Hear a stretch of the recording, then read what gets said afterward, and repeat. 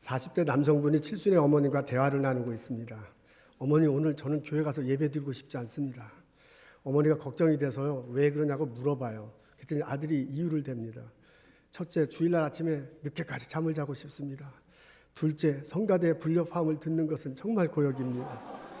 셋째, 목사님 설교가 지루해서요. 모든 사람이 다 졸아요.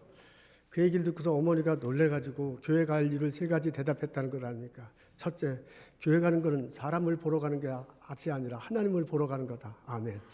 두 번째, 가서 예배 드리는 것은 필수가 아니라 선택이 아니라 필수다. 셋째, 그 교회 담임 목사가 넌데 네가 안 가면 어떻게 하느냐? 제가 이 유머를 읽고서 아주 공감했어요. 여러분, 저도 때때로 1년에 한두 번 교회 오는 게 예배 드리는 게 참 싫을 때가 있습니다. 어느 때냐? 설교 준비가 제대로 안 됐을 때요. 일주일 내내 아무리 준비해도 안 돼요. 토요일 날 밤새도록 뒤척거리다가 주일날 아침에 올래면요, 얼마나 몸과 마음이 무거운지 모릅니다. 근데 이상하게 그런 날은 집사님들이 더 크게 인사해. 목사님 안녕하세요. 가슴이 덜컹하면서 나는 안녕하지 못한데 이거 어떻게 하면 좋은가. 그날따라 있잖아, 안 나오던 사람이 딱 앉아갖고 두 눈을 부릅뜨고 막 설교를 듣는데 진땀이 많이 납니다.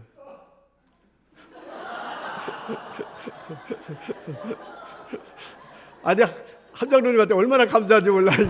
이게 웃길 때 웃어줘야 되는데 그렇지 않으면 진짜 진땀이 나요. 감사합니다. 오늘 저희들은 주일 예배를 맞이합니다. 교회 나와서 예배를 드립니다. 왜 예배를 드리는가? 그 예배를 어떻게 드려야 되는가? 이런 이야기를 나누고 싶습니다. 우리는 지난주에 이어서 예수님이 사마리아 지방을 방문한 이야기를 듣습니다. 이 앞에 보면 여러분 지도가 나와 있습니다. 요게 지금 이스라엘이에요. 요게 지중해고, 요쪽이 터키고 애굽이고요. 이집트고, 여기가 이스라엘입니다. 이스라엘 지도가 나왔는데 갈릴리죠. 갈릴리 호수고 여기가 사해인데, 여기 예루살렘 요쪽을 유대 지방이고요. 여기에 이제 예수님이 주로 어렸을 때 지냈던 나사렛 지방이잖아요. 요 중간이 사마리아 지방이에요. 대체로 사람들이 요단강 계곡을 통해서 이렇게 가고 이렇게 왕래를 했는데, 이날은 예수님께서 여기서 이게 산 능선길이거든요. 능선길을 따라서 사마리아 지방으로 들어갔다, 그런 얘기입니다. 사마리아 지방에 들어갔더니 수가라는 작은 마을이 있습니다. 우물가에 도착했습니다. 여인이 와요. 그 여인에게 물을 달라고 그래요. 예수님께서 내가 생수를 줄 수 있다라고 얘기합니다. 그리고 그 여인과 함께요, 여인의 가정생활에 대해서 이야기합니다. 나중에 여인이 예배 장소에 대해서 예수님에게 물어봐요. 우리는 그리심산에서 예배를 드리는데 어떤 사람은 당신네들은 예루살렘에서만 예배를 드려야 한다니 어떤 것이 옳습니까? 예수님께서 말씀하시기는요, 그리심산도 아니고 예루살렘도 아니다. 신령과 진정으로 예배할 때가 온다. 너희들은 신령과 진정으로 예배해야 된다 라고 그렇게 말을 해줘요. 근데 여인이 듣기에요, 그 대답이 이렇게 좀 명확하지 않았던 것 같아요. 그래서 아마도 중얼중얼 이렇게 얘기한 것 같습니다. 언젠가 메시아 그리스도가 오신다는데 그분이 오시면 이게 명확해질까요? 라고 그렇게 중얼거리듯 말했던 것 같습니다. 그랬더니 예수님께서 뭐라고 하냐면, 내게 말하는 내가 그러다 라고 대답하십니다. 오늘의 본문을 명확하게 이해하기 위해서는 앞부분부터가 아니라 뒷부분부터 이해하는 것이 참 좋습니다. 오늘의 첫 번째 문단을 이렇게 싹 업사이드 다운 시켜서 읽어나가면 쉽게 의도를 파악할 수 있습니다. 오늘 문단의 핵심은 26절입니다. 26절 앞에 적혀져 있습니다. 우리 다 같이 한 목소리로 읽으면 좋겠습니다. 예수께서 이르시되 내게 말하는 내가 그러라 하시니라. 내가 그 사람이다, 이렇게 이야기합니다. 이 말을 하기 전에 사마리아에 있는 여인이 뭐라고 했냐면, 어떤 사람은 그리심산이라고 어떤 사람은 예루살렘이라는데 메시아 곧 그리스도가 오면 이게 좀 명확해지겠거니요 라는 그런 얘기를 해요. 그러면서 예수님이 뭐라고 하냐면 내가 그 사람이다, 이런 말을 합니다. 그 대화를 이끌어 나가다 보면 뭐냐면, 예수님께서 바로 너희들이 기다리는 그리스도가, 메시아가 바로 나다 라고 말하는 것임을 알 수 있습니다. 여러분, 예수님이요, 여인과 함께 예배에 관한 대화를 나누다가 그 대화 끝 무렵에 내가 바로 메시아다, 내가 바로 그리스도다 라고 그렇게 말했거든요. 그 말은 뭐냐면, 내가 메시아다, 그리스도라는 요것을 중심으로 해서 요 문단을 해석해야 된다는 것과 똑같습니다. 예수님은요, 내가 그리스도다, 당신이 그리스도라는 요 고백이 중요하다라는 말을 여인에게 말해주고 있습니다. 어떤 사람은 그리심산, 어떤 사람은 예루살렘 이렇게 얘기하는데 사실 예배에 있어서 장소는 중요한 것이 아니다. 그 사람이 예배 드리는 사람이 예수님을 고백하는가, 그 고백이 중요하다라는 이야기를 해주시는 것입니다. 근데 오늘 본문을 읽어보면요, 장소와 때에 대해서 말한 듯합니다. 근데 왜 때에 대해서 얘기하는지는 그 이유를 밝혀질 수 있습니다. 예수님이 사마리아 여인과 대화를 나눌 때는 아직 예수님께서 십자가 달시고 부활하시고 승천하시기 전입니다. 예수님께서 다른 사람들에게 내가 그리스도라고 선포하기 이전입니다. 그러니까 선포하기 이전입니다. 예수님이 십자가 달려서 우리들의 죄를 용서해 주기 이전에 지금 대화를 나누고 있습니다. 예수님께서 부활하셔서 우리들을 의롭다 하시길 이전에 대화를 나누고 있는 거예요. 예수님께서 하늘에 승천하셔서요, 우리들 영원히 살게 될 그 장소를 마련하기 이전에 대화를 나눈 거예요. 그래서 예수님께서 여인에게 뭐라 그러냐면, 조금 지나면 그때가 와. 내가 십자가 달리시고 내가 부활하고 내가 승천해서 너희들에게 구원을 열어줄 그때가 온다. 그때가 오고 난 다음에 예수가 그리스도라고 고백하고 그 고백과 함께 예배 드릴 때, 고백과 예배 드리는 그 사람이 장소하고 상관없이 신령과 진정으로 예배 드리는 것이다 라고 예수님께서 말씀해 주시는 것입니다. 예수님은요, 여인은요, 장소가 중요한가? 라는 그런 생각을 가졌어요. 근데 예수님께서 뭐라고 하냐면, 그게 중요한 게 아니라 고백이 중요하다. 그 고백을 하게 되는 때부터 신령과 진정한 예배를 드려. 예배에 피지컬리 참석한 감사하고 참 좋은 일이지만은 내가 고백할 때 그 순간부터 신령과 진정한 예배가 드리는 거다라고 예수님께서 말씀하시는 것을 볼 수 있습니다. 오늘 문단을 읽어보면요, 예수님께서 그리스도임을 고백하고 예배 드리는 것, 그것을 또 다른 표현을 어떻게 하냐면 신령과 진정으로 예배한다라고 그렇게 표현했습니다. 신령과 진정으로 예배하는 것하고요, 그리스도를 고백하는 것과 같은 흐름 안에서 있는 것을 알 수 있습니다. 그러면서 뭐라고 하냐면, 하나님께서는 신령과 진정으로 예배하는 자를 찾으신다라고 말하고요, 그 여인에게, 그리고 그 여인을 통해서 우리들에게도 신령과 진정으로 예배할 것이다 라고 말해주는 소리를 들을 수 있습니다. 우리는 대체로요, 신령과 진정으로 예배한다는 것을 그냥 일반적으로 우리들이 보통 말할 때 그런 흐름 안에서 해석할 수 있습니다. 우리가 그냥 일반적인 삶에서 해석할 수 있습니다. 그냥 말 그대로요, 신실한 마음 그리고 진실한 태도로 예배를 드린다 그럽니다. 예배를 나아갈 때 그냥 이렇게 마음을 좀 신실하게, 그다음에 태도를 좀 진실하게, 좀 경건한 모습으로 와서 예배를 드린다라는 식으로 해석할 수도 있습니다. 우리들 말에 목욕제계라는 그런 말이 있습니다. 우리 조상들은요, 본인이 믿는 신에게 제사를 드리거나 혹은 높은 사람들을 만나러 갈 때, 혹은 무슨 중요한 일이 있을 때 목욕제계를 했습니다. 이른 아침 새벽에 나서 목욕을 하고요, 그 목욕하면서 몸과 마음을 이렇게 깨끗이 하고요, 그리고 사람을 만나러 갔습니다. 혹은 선앙당에 우물 하나 떠놓고 빌더라도 그렇게 목욕 제계를 했습니다. 우리 선조들은 그렇게 신앙생활하고 그렇게 살아왔어. 그분들의 삶의 모습이 우리들에게 적혀져 있고요, 그분의 피가 나에게도 흘러. 그렇다면 우리가 하나님이 이 세상을 만드셨다, 하나님이 나를 구원하셨다, 하나님이 나의 삶의 구세주다라고 고백한다면 우리는 그냥 목욕 제계한 선조들의 그 피를 이어받아서 우리도 목욕 제계하는 마음으로요, 내 몸을 깨끗하게 하고요, 내 마음을 깨끗하게 하고 와서 예배를 드릴 수 있습니다. 예배 전에 일찍 와서요, 마음의 준비하는 것도 참 중요합니다. 예배 시간에요, 그냥 몸만 참석하는 게 아니라 몸과 마음이 참석한다고 고백하면서 예배를 드리는 것도 참 중요합니다. 그렇게 우리가 받아들일 때 신령과 진정으로 예배하게 될 것입니다. 이렇게 예배를요, 목욕 제기하는 심정으로 와서 예배 드리는 것이 신령과 진정으로 예배하는 거다라고 그렇게 받아들여도 그렇게 큰 무리는 없을 것 같습니다.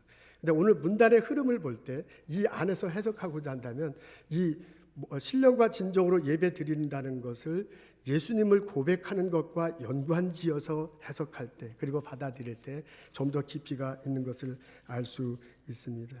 신령과 진정으로 예배한다는 것은요, 내가 마음속에 예수님을 고백하고요, 예수님을 통해서 하나님께 나아가 예배 드린다고 알고 고백하고 예배를 드리는 것입니다. 신령은 영어로 보니까 스피릿으로 이렇게 되어 있습니다. 스피릿은요, 그냥 한국말로 그냥 해석하자면 영혼 혹은 정신으로 이렇게 해석할 수 있습니다. In spirit, 신령으로 예배를 드린다는데 그 영혼으로 예배를 드린다. 여러분, 우리 영혼은 우리 안에 있는 존재입니다.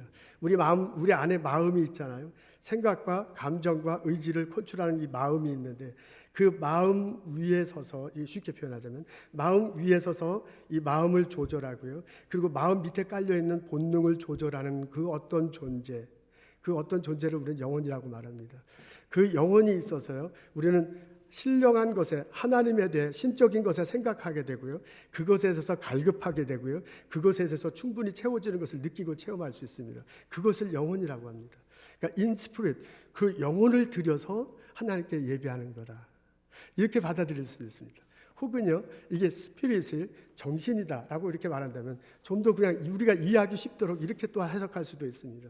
정신은 우리 마음속에 있는 생각과 같은 거잖아요. 그러니까 마음속에 생각이 있고 의지가 있고 감정이 있는데 이 마음속에 있는 생각으로, 정신으로 예배를 드리는데, 그러니까 우리 쉽게 얘기해서 정신 똑바로 차리고 예배를 드리는 거야. 그러니까 생각을 딱 분명히 하고 예배를 드리는 건데, 이 내 생각 안에 어떤 것이 있어야 하면 그 내 생각 안에 예수 그리스도가 있어야 돼요. 예수님이 십자가 달리셨다, 그분이 부활하셨다, 그분 때문에 내가 구원받는다라는 것이 내 정신 속에, 내 생각 속에 있어야 돼요. 오늘 예배 장소에 잘 왔어요. 내 생각 속에 비즈니스가 잘 돼야 되는데, 이따가 집에 가서 또 무슨 일을 해야 되는데, 생각은 완전히 딴 데가 있어. 그러면 곤란하다, 그 얘기예요. 우리가 예배 드려 와서 앉아 있을 때 내 생각이 그리스도에 대한 생각으로 묻혀져 있을 때, 잡혀져 있을 때, 그게 in spirit, 예수 정신 안에서 예배를 드리는 거다, 그렇게 받아들일 수 있습니다. 그것이 깊어지면, 그것이 넓어지면 내 육신으로 예배를 드리는 게 아니라요, 내 영혼으로 예배를 드려요. 그것이 성숙해지면요, 영적으로 주님께서 터치하는 것이 느껴져요. 고백돼요. In spirit, 너는 영으로 예배할지어다.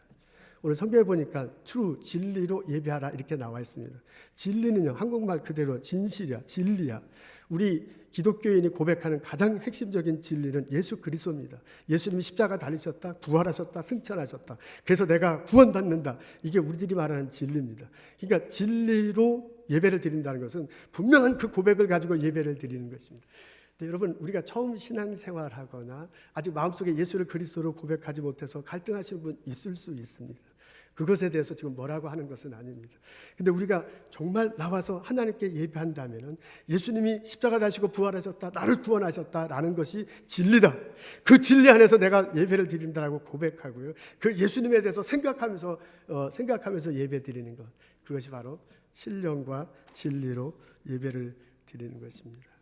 우리가 신령과 진실로 예배 드리는 방법 중에 하나가 뭐냐면, 예수님을 통해서 예수님을 생각하고 예수님을 마음속에 고백하고 그 예수님과 함께 예배를 드리는 것입니다.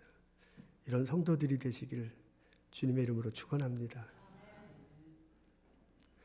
여러분, 세 번째, 신령과 진정으로 예배 드린다는 것은 우리들 삶 속에서 예수님을 노래하고 예수님과 함께 살아가는 것, 그것이 바로 신령과 진정으로 예배 드리는 한 면입니다. 우리들이 예배를 드릴 때 교회에 와서, 성전에 와서 영혼을 다해서 하나님께 예배 드릴 수 있습니다. 그렇게 하나님을 만난다고 고백한다면 우리는 삶 속에서도 또한 하나님을 만난다, 예수님을 통해서 하나님과 더불어 살아간다 라고 고백하면서 우리는 예배를 드릴 수 있습니다. 그렇게 예배 드리는 마음으로 살아갈 수 있습니다. 그것이 신령과 진정으로 예배 드리는 모습 중에 하나입니다. 오늘 그 사마리아 여인이 예수님 만나는 이 장면, 이야기를 한번 줄거리를 보도록 하겠습니다. 여기 보면요, 이게 적혀져 있는데, 이게 지금 스토리를 이렇게 분석해 놓은 겁니다. 처음에 예수님이 수가성에 들어가잖아요. 그 다음에 우물가에서 만나잖아요. 물을 달라고 그러고 내가 생수를 줄 수 있는 존재다, 그런 얘기하잖아요. 요 얘기하고, 그 다음에 또 한 패러그래프 문단에서는 남편 모시고 와라, 그러면서 가정생활에 대해서, 이 사람의 가장 문제점에 대해서 서로 대화를 나눠요. 그러고 난 다음에 다음 문단이 뭐냐면 예배 장소에 대해서 여인이 이야기를 해요. 이런 식으로 이야기 줄거리가 전개됩니다. 그러면서 그리심산도 아니고 예루살렘 성도 아니다, 그러면서 말하면 예수님께서 그리스도다라고 그렇게 고백합니다. 내가 그리스도다라고 말하는 요게 바로 이야기의 클라이막스입니다. 그러고 난 다음에 예수님께서 너희들이 기다리는 그가 나다 이렇게 말하고 난 다음에요. 오늘 성경에 나와 있지 않지만은 아마 그 여인이 당신이 그리스도입니다 라고 입으로 시인했거나 혹은 마음속으로 확인했을 것입니다. 왜냐하면 그 다음에 나온 행동을 보면 금방 알 수 있습니다. 그 사람이 그 다음에 동네로 가잖아요. 그러면서 내가 행한 모든 것 그랬습니다.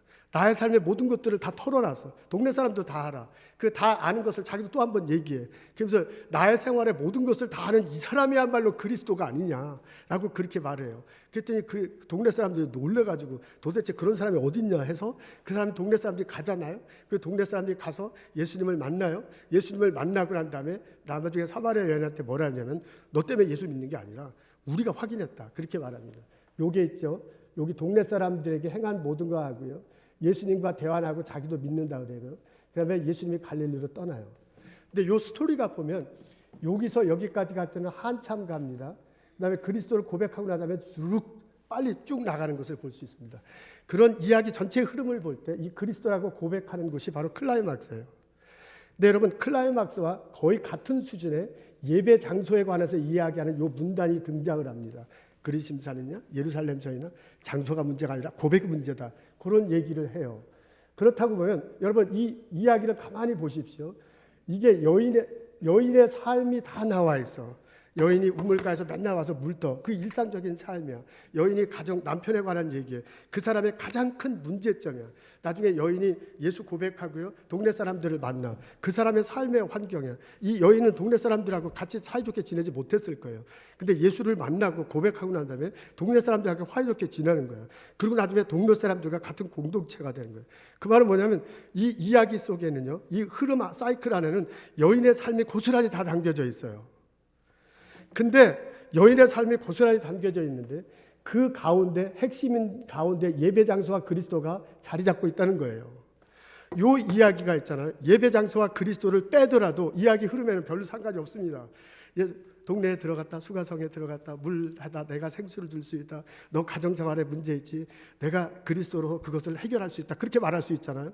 그리고 여인이 놀라가지고 예수님 만났다 해서요. 동네 사람들한테 말할 수 있습니다. 그래도 충분히 이 스토리는 전개돼. 요게 없더라도 이 이야기는 충분히 돼.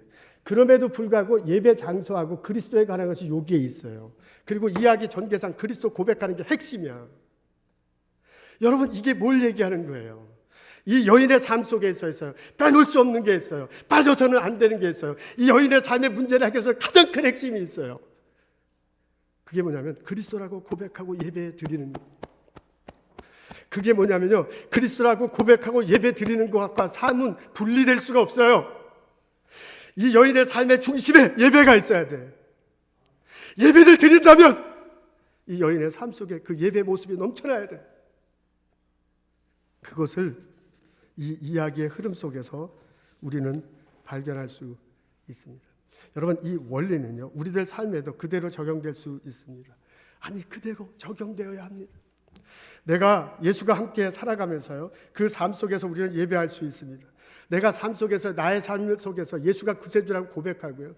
그 예수님 말씀하신 대로 가르침을 기억하면서 살 수 있습니다. 그 가르침대로 살아갑니다. 그래서 이 땅에서요. 그리스도가 세우고자 하는 그 하나님 나라를 내가 세우며 살아간다고 고백하며 체험하는 것입니다. 그것이 점점점 퍼져나갈 순간이에요. 나의 삶을 통해서 예수가 드러나야 돼요. 나의 삶을 통해서 예수가 전해져야 돼요. 나의 삶을 통해서 내 삶의 모든 것들이 내 삶에서 새롭게 태어나야 돼요. 그렇게 될 때요. 내가 내 삶 속에서 예배드리며 살아가는 거예요. 내가 주일날 교회 나와서 신령과 진정으로 예배드린다면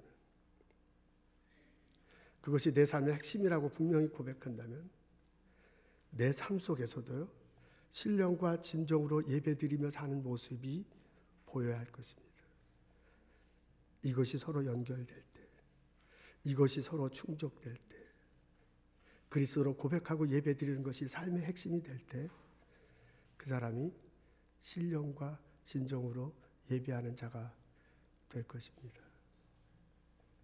예수님이 사마리아 여인을 통해서 내게 말씀해 주십니다. 진실한 마음으로 성실한 태도로 나와서 예배드려라. 성전에 나와서 예배드릴 때 예수님을 그대로 고백하면서 예수님과 함께 예수님을 통해서 예배드려라. 당신의 삶을 통해서 예수님과 함께 살아가면서 예배드려라. 신령과 진정으로 나와 예배드리고 신령과 진정으로 삶 속에서 예배드리며 사는 나와 여러분 되시기를 주님의 이름으로 축원합니다. 우리가 하나님께 나아가 신령과 진정으로 예배드리면, 우리가 하나님께 나아가서요 삶 속에서 고백하면서 살아가면 하나님께서 내게 은혜를 주십니다. 하나님께서 내게 사랑을 허락하십니다. 하나님께서 내게 주시는 그 은혜를 우리는 체험할 수 있습니다. 히브리서 기자가 히브리서에 보면요, 예수님이 대제사장이다라는 그런 말을 합니다. 그래서 그 예수님 대제사장 된 것을 이렇게 쭉 이렇게 설명을 하면서 뭐라고 하냐면은, 그러므로 우리가 긍휼하심을 받고 때를 따라 돕는 은혜를 얻기 위하여 은혜의 보좌 앞에 담대히 나아갈 것이나 그랬습니다. 예수님이 대제사장이다 이렇게 표현하고요, 예수님과 함께요 보좌, 하나님 계신 보좌로 가자 그래요. 우리식으로요. 예수님을 통해서 예수님과 함께 예배를 드리는 거예요. 그러면 어떻게 하냐면 그 보좌에서 그 보좌가 은혜라는, 그 은혜의 보좌에서 은혜가 너 때를 따라 우리들 삶 속에 내릴 것이다 라고 그렇게 고백합니다. 내가 신령과 진정으로 예배할 때, 내가 신령과 진정으로 예배하는 삶을 살 때, 하나님께서 우리 그런 삶을 통해서 하나님께 나갈 때요, 하나님의 은혜가 내게 임하는 것을 느낄 수 있습니다. 체험할 수 있습니다. 고백할 수 있습니다. 하나님께서 내게 주시는 은혜를 통해서요 내 영혼이 맑아집니다. 하나님이 내게 주시는 은혜를 통해서요 내 삶 속에 변화가 일어납니다. 하나님이 내게 주시는 은혜를 통해서요 내게 막혔던 것들이 뚫립니다. 내 기도 제목이 허락됩니다. 하나님께서 내게 주시는 은혜를 통해서요 내 병이 치유됨을 믿습니다. 하나님께서 내게 주시는 은혜를 통해서 내 삶이 축복의 장으로 변화됩니다. 성경은요 하나님께서 내게 이렇게 주신 은혜를 주신다, 은혜를 체험한다, 이거를 물로 비유적으로 은유적으로 표현했어. 그러니까 하나님 은혜가 이렇게 내려오는 것을요 물이 콸콸콸콸 흘러나오는 것으로 표현한 그런 성경구절이 참 많아요. 생수가 펄펄펄 터져 나와. 그래서 여러분 아주 더울 때 생수를 마실 때 그 느낌이 있잖아요. 목마를 때 생수 마시는 그 느낌이 있잖아요. 내가 이게 맑은 물을 마실 때 몸이 건강해지잖아요. 그리고 깨끗한 물이 흘러갈 때 주변에 고기가 많고 막 실과가 열매했잖아요. 그런 식으로 은유적으로 물로 많이 표현했습니다. 우리가 하나님 앞에 나가서 하나님 보좌에서 은혜를 받을 때 이게 맑은 물을 통해서 건강해지고요, 맑은 물을 통해서 세상이 변해지는 것처럼 당신에게도 그런 축복이 있을 거라고 말씀하시는 것을 볼 수가 있습니다. 그래서 예수님이 내가 생수의 근원이다 라고 말씀하신 것입니다. 신령과 진정으로 예배함으로 하나님의 은혜를 체험하며 살아가는 나와 여러분 되시기를 주님의 이름으로 축원합니다. 여러분 내가 광고를 보다 보니까 에비앙 광고를 볼 수 있었습니다. 에비앙이 물이잖아요. 이게 바를 워터인데 이게 가게 가서 보면 다른 물보다 에비앙 물이 굉장히 비싸요. 에비앙이 프랑스 알프스 산맥에 있는 레마노스인가요? 그 스위스 건너편에 있는 조그만 산골 도시입니다. 거기서 이제 알프스에 있는 녹은 물, 그 물을 갖다가 이제 약간 하가서 이제 파는 모양인데 그 에비앙 물이 아주 굉장히 좋다고 나왔습니다. 그 선전이 있는데 재밌어요. 한번 보도록 하겠습니다.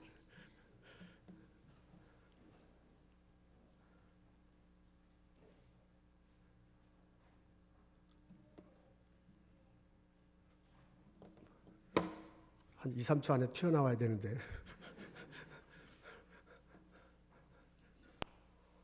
Let's observe the effect of Evian on your body.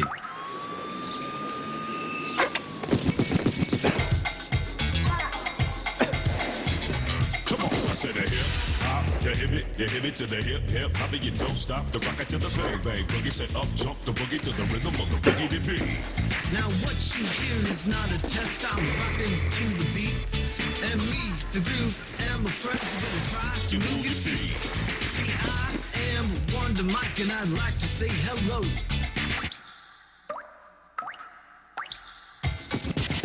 Bang bang, boogie to the boogie, up jump the boogie to the bang bang boogie, let's rock. You don't stop. Rock the rhythm that'll make your body rock. Well, so far you've heard my voice, so then I brought two friends along. And next on the mic is my man Hank. Come on, Come and sing that song, that song.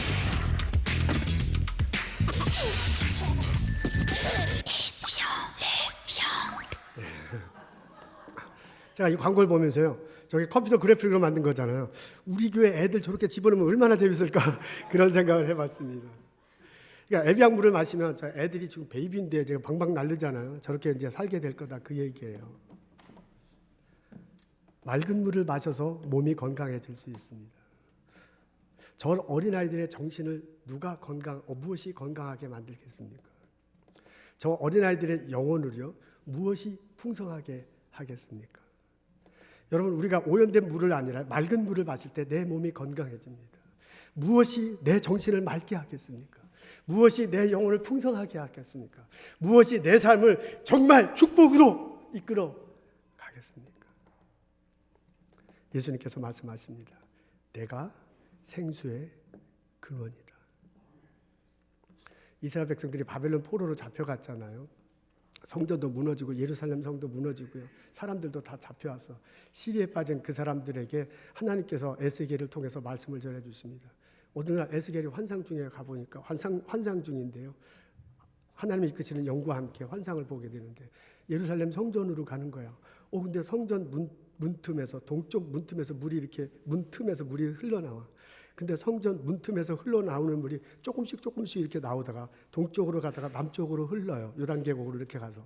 근데 처음에는 조금씩 흘러내는 물이었는데 이게 내려가면서 물이 점점 많아지고 깊어지는 거야. 한참 가다 보니까 그러면서 거기를 걸어가라 그래요. 그래서 물 위를 걸어가니까 무릎까지 물이 찼어요. 그러고 난 다음에 또 물이 점점 남쪽으로 막 흘러내려가는데 또 막 점점 많아지고 깊어져요. 그러면서 그 하나님의 영이 걸어가 보라 그러잖아요. 들어가 보니까 허리까지 물이 차는 거야. 그러면서 그 물이 막 점점 흘러지고 점점 깊어져요. 나중엔 역까지 찼어요. 그리고 난 다음에 또 막 점점 내려서 또 들어가라 보니까 들어갈 수가 없어. 막 헤엄쳐야 되는 물이 됐습니다. 그러고 나서 나중에 보니까 그 물에요, 고기들이 막 팔팔 살아나는 거야.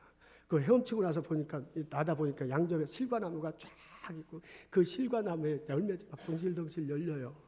그리고 그 주변에 사람들이 행복하게 있는 장면을 보게 됩니다. 내가 성전에 가서 신령과 진정으로 예배할 때, 내 삶 속에서 신령과 진정으로 예배하며 살아갈 때 하나님의 은혜가 내 영혼에 임합니다. 하나님의 은혜가 내 삶에 임합니다. 나를 통해서 내 주변이 축복받는 장소가 됩니다. 하나님의 은혜를 체험하며 살아가는 나와 여러분 되시길 주님의 이름으로 축원합니다.